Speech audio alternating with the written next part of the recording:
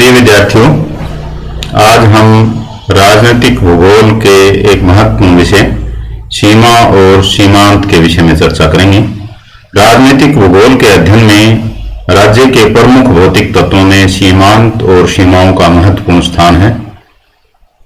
राज्य के तीन मुख्य तत्वों का जिक्र हम करते हैं, जिसमें अक्षेत्र, जनसंख्या और वहां की राजनीतिक व्यवस्था या सरकार।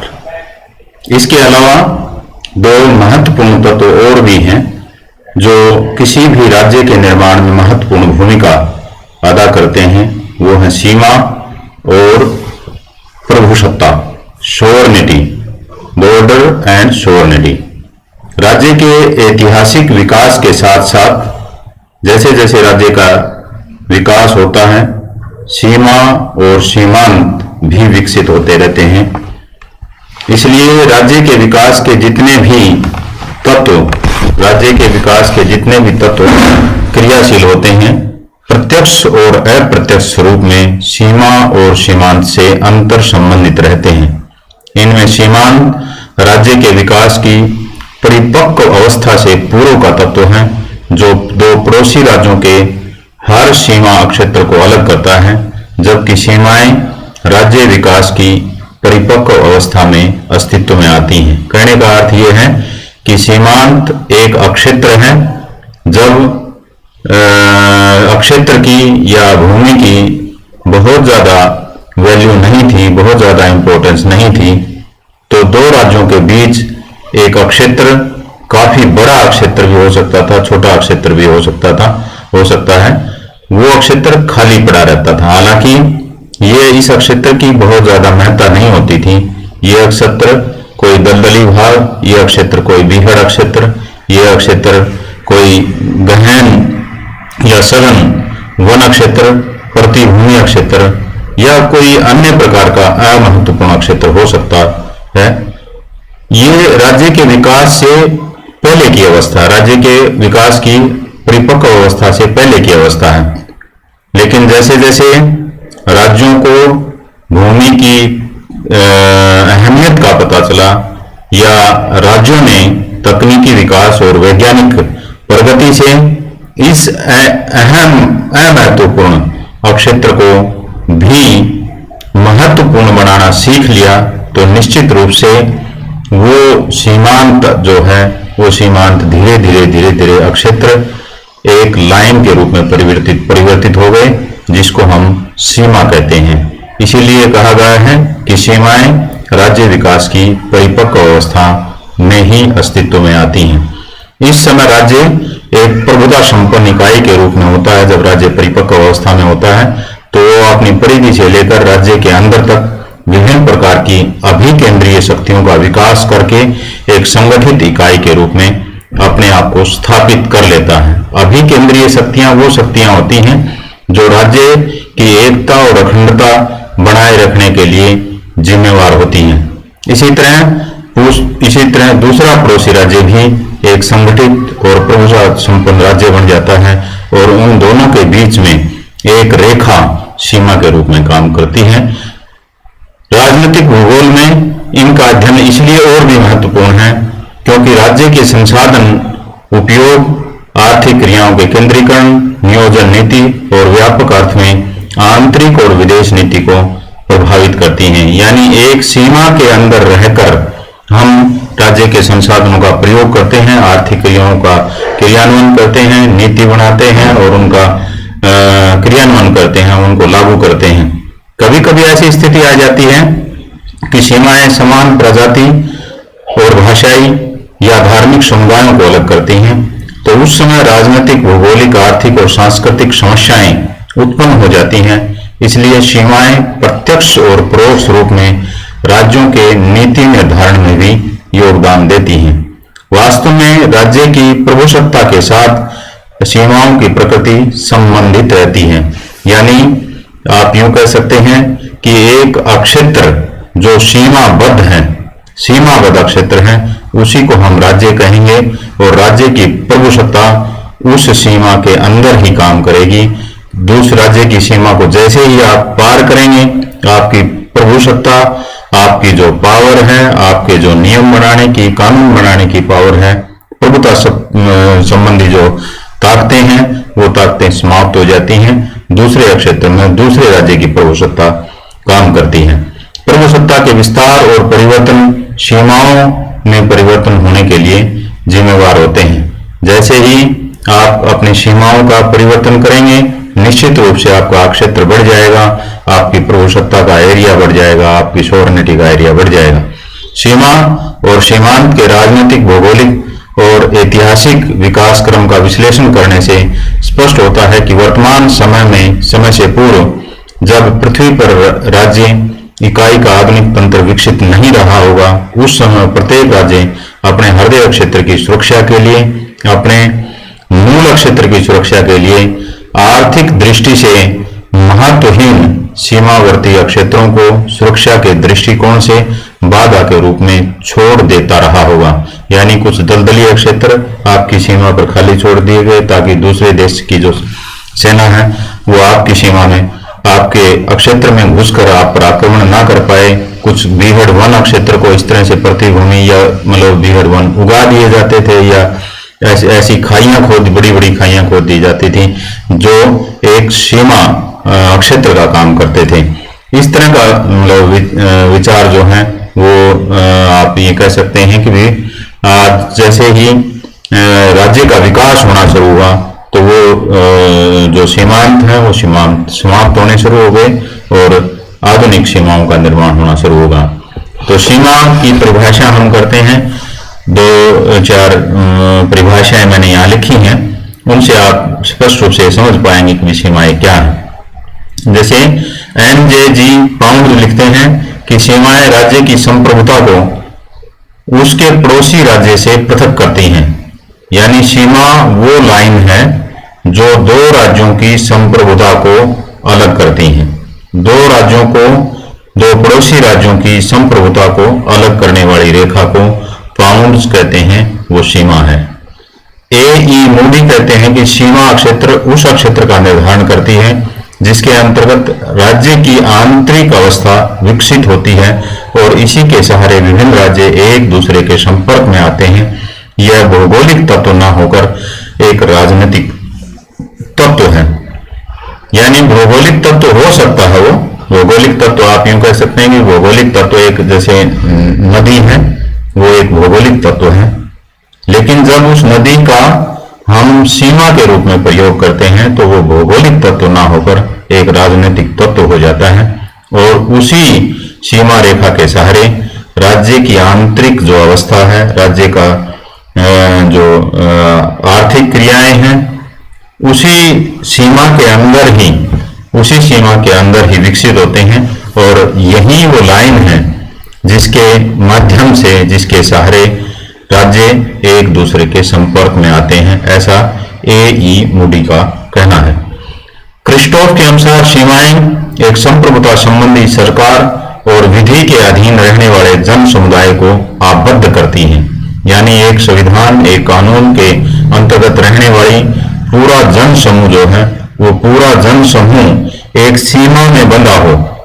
एक मतलब आप यूं कहें कि सीमा वास्तव में संप्रभुता, एक संप्रभुता को मानने वाले, एक सरकार को, एक विधि को, एक विधान को मानने वाले जन समुदाय को आबद्ध करती है, जो प्रशासनिक और आर्थिक दृष्टि से नहीं बल्कि राज्य भाव और धर्म द्वारा भी समाकलित रूप में दिखाई देते हैं, समाकलित रूप में रहते हैं। क्रिस्टोफ का इशारा जो है वो राज्य भाव और धर्म द्वारा समाकलित करने का अर्थ है कि वो एक राष्ट्र भी हो सकता है, वो एक राष्ट्र भी हो सकता है, वो राज्य एक राष्ट्र भी हो सकता है, या राष्ट्र राज्य आप कहें। राष्ट्र राज्य को एक सीमाबद्ध करने का जो काम है वो सीमा करती है। नॉरिस के अनुसार राष्ट्रीय सीमाएं अदृश्य रेखाएं नहीं होती, बल्कि वो रेखाएं राज्य के चारों ओर से आवृत करती हैं, जबकि ये राजनीतिक मानचित्र पर अधिक दृश्य रूप में दिखाई देती हैं। ये राज्य को सीमांकित करके उन्हें आकृति प्रदान करती हैं, जिससे इसकी पहचान निश्चित होती है।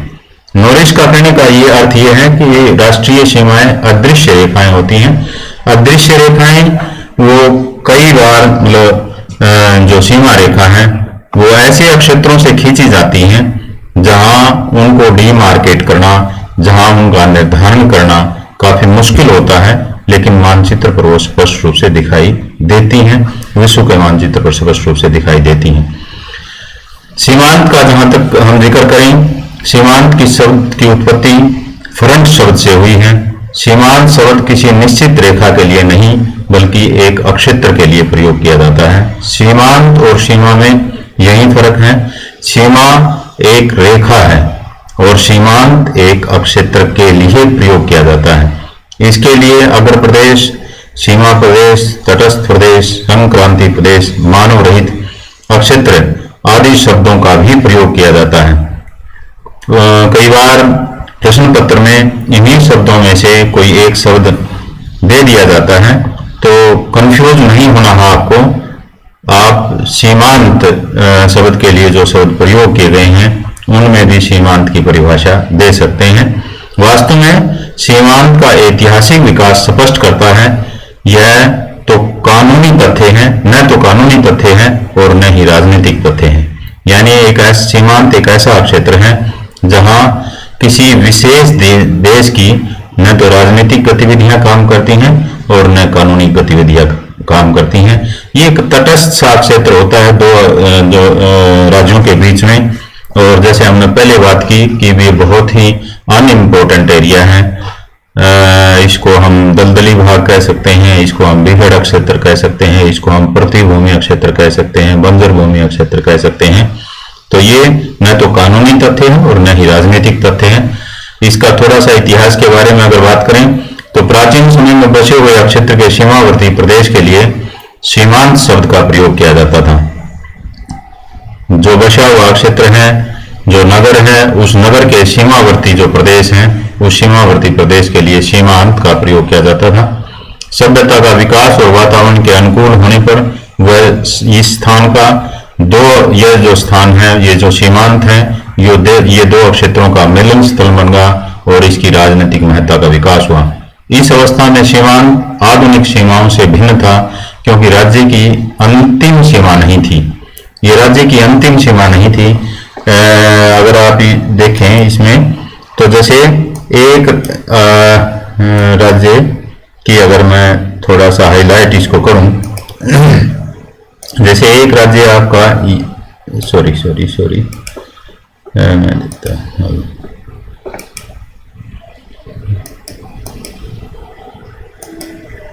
अगर आप यूं कहें कि एक राज्य ये जैसे ये एक राज्य ये है, एक राज्य ये ए राज्य है और ये बी राज्य है, ये बी राज्य है।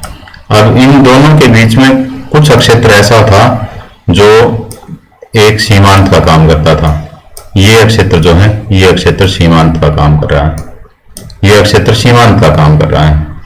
अब इस अवस्था में आप यूं कहें कि ये जो सीमांत है, ये सीमांत ना तो ए राज्य की, ना तो ये ए राज्य की, ये ए राज्य की सीमा का अंत है और ना बी राज्य की सीमा का अंत है। ये क्षेत्र वैसे ही खाली पड़ा है, खाली पड़ा है क्षेत्र, बंजर पड़ा है, दलदली भाग है, वन क्षेत्र है, बिहड़ क्षेत्र है। तो इसकी सीमा यहाँ है और इसकी सीमा यहाँ समाप्त, इसकी सीमा यहाँ समाप्त होगी और इसकी सीमा यहाँ समाप्त हो माननी चाहिए, लेकिन सीमा का अंत आप नहीं कह सकते।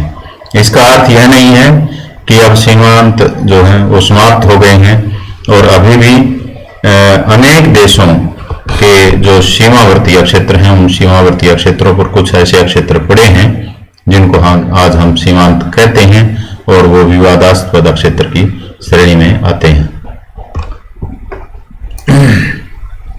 आधुनिक राज्यों की सीमाएं सुनिश्चित हैं, लेकिन सीमांत क्षेत्र धीरे धीरे समाप्त हो गए हैं। सीमांत शब्द का प्रयोग वर्तमान समय में अनेक अर्थों में, जैसे सामरिक सीमांत, राष्ट्रीय सीमांत, अधिवास सीमांत, राजनीतिक सीमांत के रूप में भी किया जाता है। अतः स्पष्ट है कि इस का प्रयोग सीमावर्ती क्षेत्रों के लिए, सीमावर्ती सीमा पर जो क्षेत्र हैं उनके लिए प्रयोग किया जाता रहा है।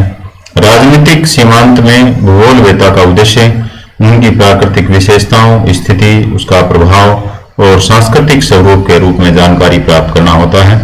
यद्यपि सीमाओं के उद्भव के साथ कानूनी रूप में जैसे ही सीमाएं बनी, कानूनी रूप से सीमांत समाप्त हो गए, लेकिन वो प्रकृति में व्याप्त रहता है, अपना प्रभाव डालता रहता है। जैसे हमने अभी जिक्र किया था, अभी बताया था। अगर मैं दोबारा से इसको ड्रा आउट करूं, जैसे ये क्षेत्र, जैसे मैंने बनाया था कि ये क्षेत्र है, ये क्षेत्र है, और इस क्षेत्र पर कुछ क्षेत्र, ये जो क्षेत्र है, ये क्षेत्र सीमांत के रूप में पड़ा है। लेकिन धीरे धीरे जैसे जैसे इन दोनों देशों का आभास हुआ, दोनों देशों को ये पता चला कि इस क्षेत्र को, इस सीमांत प्रदेश को भी प्रयोग में लाया जा सकता है। यहाँ जो दलदली भाग है उस पर भी खेती की जा सकती है, या वन क्षेत्र है, इसको साफ करके ये क्षेत्र को इम्पोर्टेंट बनाया जा सकता है या किसी कार्य के लिए प्रयोग किया जा सकता है, तो वो प्रयोग हो सकता है।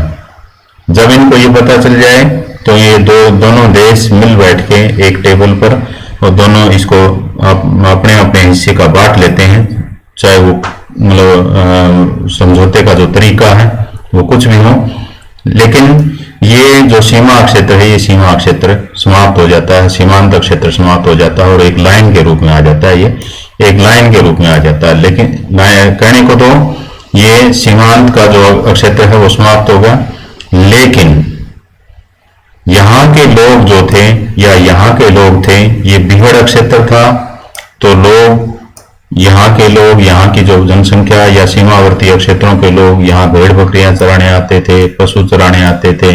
अगर ये वन क्षेत्र है तो वन संग्रहण की चीजें एकत्र करने के लिए आते थे।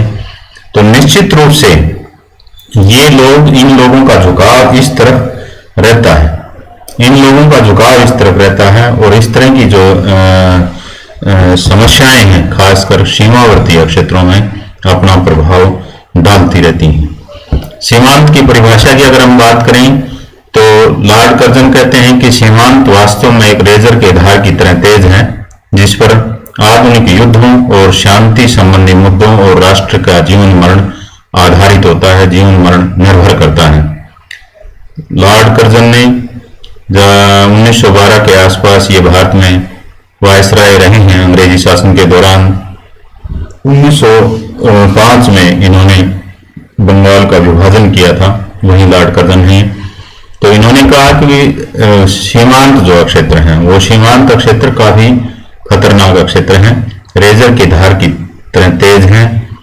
अगर कोई भी इस सीमांत क्षेत्र में घुसने की, पड़ोसी जो देश हैं उन पड़ोसी देशों में से एक भी देश इस सीमांत क्षेत्र में घुसने की कोशिश करता है तो निश्चित रूप से युद्ध होता है, निश्चित रूप से विवाद होना संभव है, और निश्चित रूप से ये राष्ट्र के जीवन मरण, अगर नुकसान बहुत ज्यादा होता है तो राष्ट्र के जीवन मरण का प्रश्न हो जाता है। तो लॉर्ड कर्जन का कहने का अर्थ यह है कि ये काफी इंपॉर्टेंट और विवादित क्षेत्र होता है। अनइम्पोर्टेंट तो होता है लेकिन विवादित भी होता है ये। इसी तरह गॉबलेट भी कहते हैं कि सीमांत वह भौगोलिक क्षेत्र है जहां उसके विस्तार के विरुद्ध प्रतिरोध संबंधी शक्तियां निष्क्रिय हो जाती हैं। इसी तरह से डी ब्लिज कहते हैं कि सीमांत राजनीतिक इकाई के समाकलित क्षेत्र के बाहर एक राजनीतिक भौगोलिक क्षेत्र है जिसमें राज्य का विस्तार संभव है। सीमांत राजनीतिक इकाई या आप राज्य कह सकते हैं, राज्य के समाकलित क्षेत्र, इंटीग्रेटेड एरिया, एक जो सीमाबद्ध जो क्षेत्र है उस सीमाबद्ध क्षेत्र से बाहर, सीमाबद्ध क्षेत्र से बाहर, दोबारा से मैं इस बात को समझाने की कोशिश करता हूं कि जैसे ये एरिया है, ये एरिया है और ये एरिया इस क्षेत्र में सीमांत प्रदेश है, इस क्षेत्र में सीमांत प्रदेश है, यहाँ दूसरा कोई देश है, ये बी देश है और ये ए देश है, ए देश है। तो यहाँ अगर कोई भी देश इनमें से ताकतवर है तो निश्चित रूप से इसमें एंट्री करके इसको अपना क्षेत्र में मिला सकता है, राज्य का विस्तार संभव है। और ये कहना कि समाकलित क्षेत्र से बाहर का क्षेत्र है, समाकलित क्षेत्र कौन सा है, ये सारा जो है ए का, जैसे अगर मैं बात करूं ए का समाकलित क्षेत्र यहां तक है, ए का समाकलित क्षेत्र यहां तक है, यहां तक, यानी सीमाबद्ध क्षेत्र है ये। इस सीमाबद्ध क्षेत्र से बाहर एंट्री संभव है। अगर ये ए ताकतवर है तो हथिया सकता है, बी ताकतवर है तो हथिया सकता है।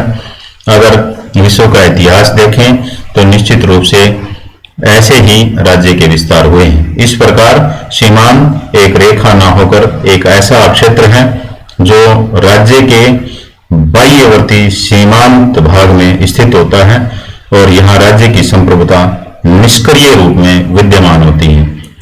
संप्रभुता तो रहती है लेकिन वो निष्क्रिय होती है।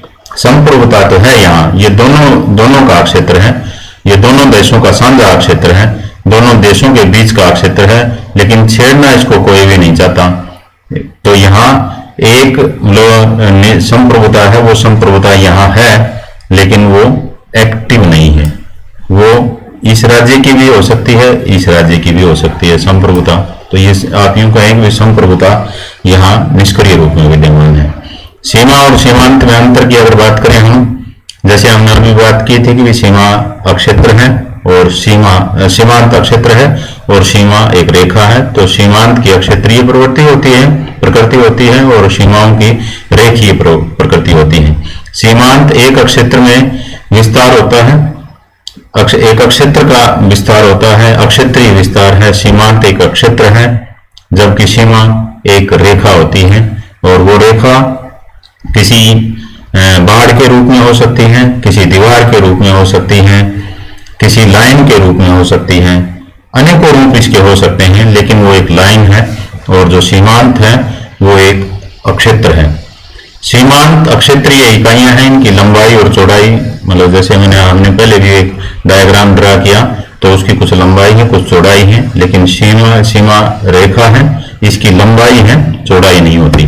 दूसरा अंतर जो है, सीमांत को प्राकृतिक माना जाता है क्योंकि इसमें धरातल का कुछ भाग शामिल होता है, जबकि सीमाओं को कृत्रिम माना जाता है। सीमांत को प्राकृतिक इसलिए माना जाता है क्योंकि या तो वो दलदली भाग है या कोई अनउर्वर क्षेत्र है, अनुपजाऊ क्षेत्र है, बिहड़ क्षेत्र है या दलदली भाग है, वो एक क्षेत्र है और इसीलिए वो प्राकृतिक क्षेत्र है। जबकि सीमाओं को कृत्रिम माना जाता है क्योंकि मानव द्वारा निश्चित होता है। सीमांत के बढ़ने में या सीमांत के बिगड़ने में निश्चित रूप से सीमांत के निर्माण में आदमी का बहुत बड़ा योगदान नहीं होता, क्योंकि वो कोई नदी हो सकती है, कोई दलदली क्षेत्र हो सकता है, कोई वन क्षेत्र हो सकता है। इन सभी चीजों को हम प्राकृतिक मानते हैं, इसलिए सीमांत भी प्राकृतिक है। लेकिन सीमाओं का निर्माण मनुष्य द्वारा निश्चित और निर्धारण किया जाता है, इसलिए इसको हम कृत्रिम मानते हैं। जैसे राइन नदी की घाटी फ्रांस और जर्मनी के बीच मध्य प्राकृतिक सीमांत का काम करता है, किंतु राइन नदी का दोनों देशों के मध्य सीमा निर्धारण करना उसको मानवीय बना। यानी आप यूं कह सकते हैं कि एक प्राकृतिक तत्व, एक प्राकृतिक तथ्य, एक प्राकृतिक घटना, एक प्राकृतिक अक्षेत्र जब सीमा के रूप में आ जाता है तो वो भौतिक ना रहकर, भौगोलिक ना होकर वो मानवीय बन जाता है। इसी तरह कनाडा और संयुक्त राज्य अमेरिका के बीच में झीलों के बीच से खींची गई जो रेखा है वो, हालांकि वो झील के बीच से खींची गई है और वो झील जो है वो दोनों देशों को अलग करती हैं, लेकिन झील के बीच से रेखा खींची गई है, इसलिए वो जो सीमा है वो सीमा मानवीय है। सीमांत बाह्य अभिविन्यस्त होते हैं, सीमा अभिविन्यस्त होते हैं, इनर ओरिएंटेड होते हैं। यानी सीमा, जैसे मैंने पहले भी एक डायग्राम बनाया था, ये जैसे डायग्राम बनाया था, तो इसमें मतलब ए जो स्थान है और बी स्थान है, ए स्थान, ए राज्य जो है, बी राज्य है, वो जो सीमांत क्षेत्र है उस सीमांत क्षेत्र में प्रवेश कर सकते हैं। सीमांत क्षेत्र की तरफ यानी बाहर की तरफ, ए का बी की तरफ और बी का ए की तरफ जो विकास है वो संभव है, वो उसकी तो उस तरफ आगे बढ़ सकता है। लेकिन सीमा एक ऐसा मतलब लाइन है जिसमें राज्य अंदर की तरफ अभी विन्यस्त होते हैं। सीमांत प्रदेश बाहरी होने से उसकी मूल प्रवृत्ति अन्य क्षेत्रों से संबंधित होती है।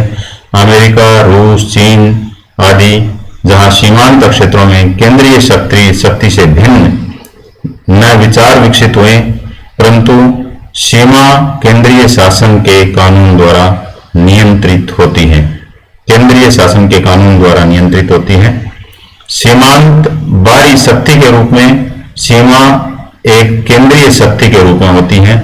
सीमांत का सामरिक महत्व इसलिए होता है कि यह शत्रु को दूर रखता है। दलदलीय क्षेत्र है तो शत्रु दूर रहेगा, इसलिए यह केंद्रीय शक्ति पर निर्भर करता है कि सीमांत को वो किस रूप में प्रयोग कर रहा है। सीमांत के निश्चित होने पर केवल बाहरी लोग ही नहीं बल्कि राज्य के निवासी और प्राकृतिक साधन भी उसी में सीमित हो जाते हैं। जब आप एक राज्य में सीमा निर्धारित कर ली तो राज्य के निवासी उसी सीमा के अंदर निवास करेंगे और वहीं के प्राकृतिक संसाधनों का प्रयोग करेंगे। इस प्रकार सीमांत राज्य का ध्यान बाहर की ओर आकर्षित करते हैं, जबकि सीमाएं राज्य की आंतरिक व्यवस्था से संबंधित होती हैं, क्योंकि सीमांत राजनीतिक क्षेत्र के विस्तार की दिशा का परिचायक हैं। राजनीतिक अधिकार क्षेत्र के विस्तार की दिशा का परिचायक हैं। सीमांत के माध्यम से या सीमांत के ये जो क्षेत्र हैं उन क्षेत्रों में विस्तार संभव है। चौथा जो अंतर है वो है सीमांत एक संयुक्त तत्व है, इंटीग्रेटेड फैक्टर है, और सीमा एक विच्छेदक तत्व है। सीमांत क्षेत्र में एक देश से दूसरे देश में आदान प्रदान होता रहता है, आपसी सहयोग होता है, जबकि सीमा राज्य को पूर्ण पृथकता प्रदान करती है। सीमा के उस पार दूसरा राज्य है और सीमा के उस पार दूसरा राज्य है, और राज्य के नियमों के विरुद्ध कोई कार्य नहीं कर सकता।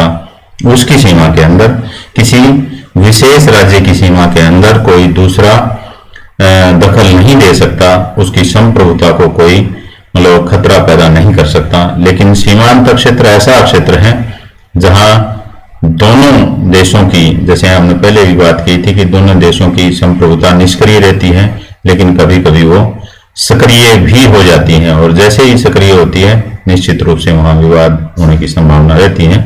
सीमांत पड़ोसी देशों को एक दूसरे के पास लाने का काम करता है। इसके दोनों ओर स्थित राज्य उसकी संभावित संसाधनों का लाभ उठाना चाहते हैं।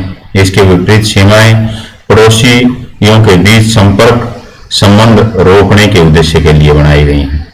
कोई दलदलीय क्षेत्र है, कोई पहाड़ी क्षेत्र है, कोई वन क्षेत्र है, कोई बीहड़ क्षेत्र है, कोई बंजर भूमि का क्षेत्र है, तो पड़ोसी देश उस भूमि को उपयोग में लाने के लिए तत्पर रहते हैं, और जब कभी भी उनके पास, किसी एक देश के पास इस तरह की तकनीक आती है तो उसको महत्वपूर्ण बनाने में भी कोई कोर कसर नहीं छोड़ते। तो सीमांत पड़ोसी राज्यों को एक दूसरे के पास लाने का काम करते हैं, जबकि सीमाएं तो निश्चित रूप से विच्छेद का काम करती हैं। पड़ोसी देशों के बीच संबंध रोकने के उद्देश्य से ही बनाई गई है। पांचवा जो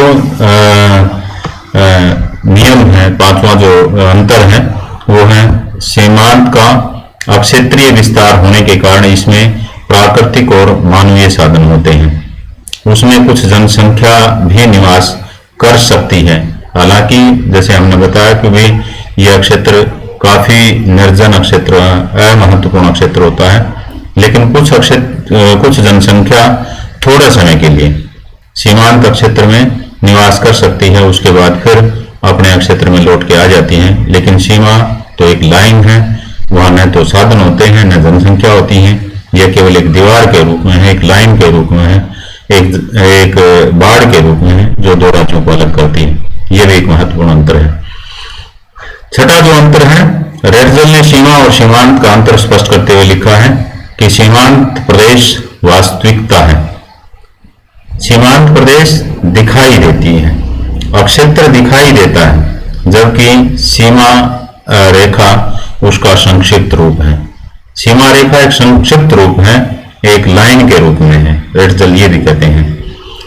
7वें नंबर का जो अंतर है वो ये है कि जहां सीमांत को अपकेंद्रीय, सीमांत जो है वो अपकेंद्रीय बल का प्रतिनिधित्व करता है, जबकि सीमा अभिकेंद्रीय बलों का प्रतिनिधित्व है, सेंट्रीफ्यूगल फोर्स और सेंट्रीपिटल फोर्स। अभिकेंद्रीय जो बल हैं वास्तव में किसी भी देश की एकता और अखंडता को बनाए रखने के का काम करती हैं, और सीमांत किसी भी देश की एकता और अखंडता को तोड़ने का काम करती हैं। तो सीमांत क्षेत्र कई देशों में, जैसे हमने पहले भी जिक्र किया कि सीमांत क्षेत्र विवाद का कारण है, झगड़े का कारण भी बनते हैं, कई बार युद्ध का कारण भी बनते हैं।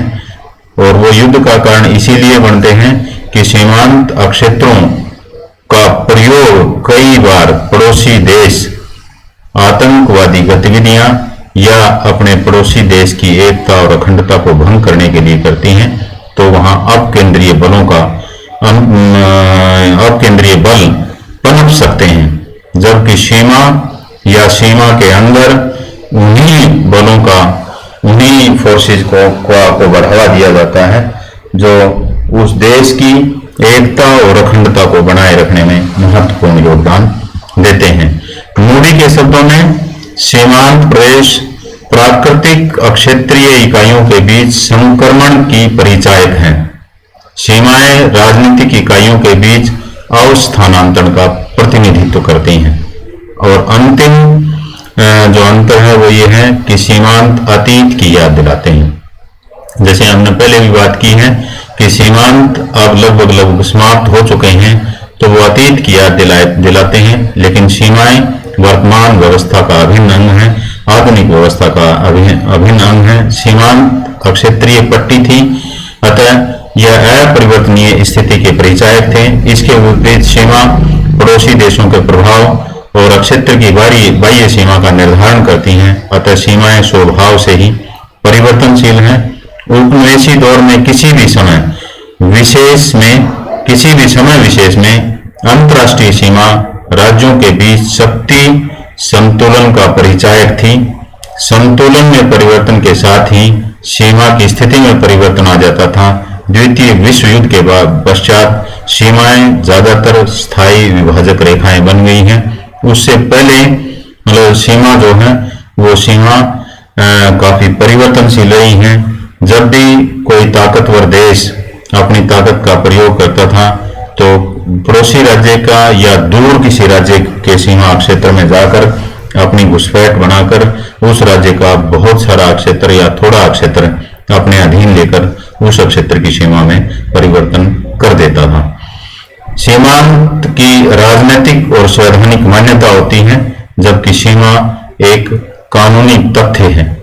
सीमांत की कोई राजनीतिक और संवैधानिक मान्यता नहीं होती, वहां प्रभुसत्ता निष्क्रिय रहती है, लेकिन सीमा एक कानूनी तथ्य है।